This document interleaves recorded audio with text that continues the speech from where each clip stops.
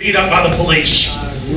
They had trespasses. They went and politely said, Oliver North, you were involved in concentration camp programs, which is admitted. And he sicked his private goons with police, and they took those young guys and they slammed their faces right in the wall. Saying to everybody, you're damn right we did, and we're going to start right now violating your First Amendment and driving the state through this country's heart. These bullies know we're starting to wake up to them, and they're afraid. And that's why they're trying to demonize us, because they know they're criminal. And they know when the yuppies find out when their pension funds are taken and the dollar completely collapses and there's people starving in the streets, they want to pose as the saviors.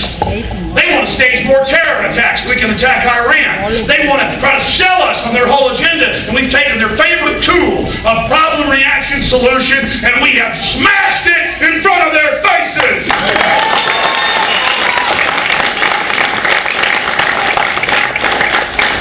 The popular culture, all of it now, knows that most terror is an inside job.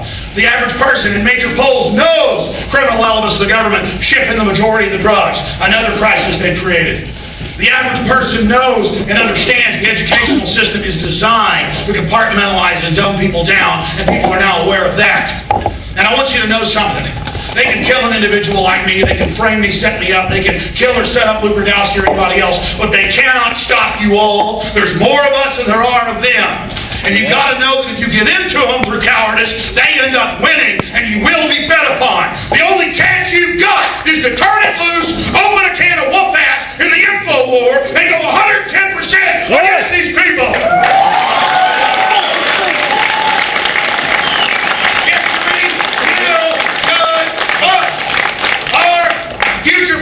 Will ask what we did for humanity. You know, it was the best of times, it was the worst of times. And I think about that literary statement so many times that somebody tonight out front said, Alex, you know, it was the best of times, it was the worst of times. Our lives are great. Our families are great. There's so many blessings every day. And the world is wonderful and beautiful. And this corrupt government and the corporate technocrats point at that and claim that they gave us that. No. All they give us is the bad things in life. They're like a dark storm rolling over the face of the beautiful countryside with lightning and hail destroying our society. They take our tax money and then use it to social engineer and wage war against us. They are the worst of the worst. The problem throughout human society is that the good men and women do nothing. They don't want power. They don't want control. They want to lead a leisurely life. They want to spend time with their family. They want to lead simple lives. But we are forced throughout society, throughout history, and throughout humankind to stand up against bullies. And many times we stand up before it's too late. And we reverse the course of tyranny. But more often than not, we don't stand up in time, and horrible things have to happen first, so decadent societies learn why liberty and freedom is so precious. This country is about liberty and freedom. It's about a Bill of Rights and Constitution. It's about individuals having due process and being treated with respect, not being enslaved, not being beaten, not being murdered, not being killed, not being taken for slave labor. And that's what these arrogant bastards think. They think we are a decadent, weak society, and certainly a lot of us are, but a lot of us aren't. And even the deadbeats don't deserve to go through what the New Order has planned for them. This is life and death.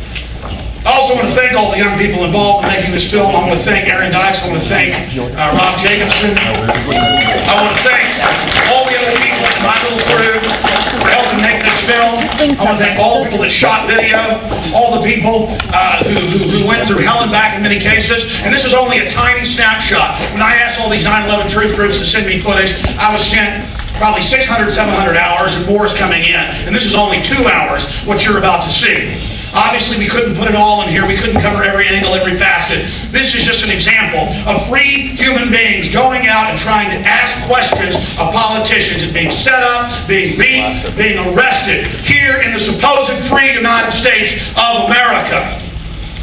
I want to thank you again for coming out this evening, and I hope that each and every one of you realize you are the future. Look in the mirror tonight and realize it's only you that stands between freedom and absolute despotism. You are the defenders. You are the guardians. You are the servants of liberty. You are the servants of the small children who can't defend themselves and who are full of magical innocence. You are the defenders of the future.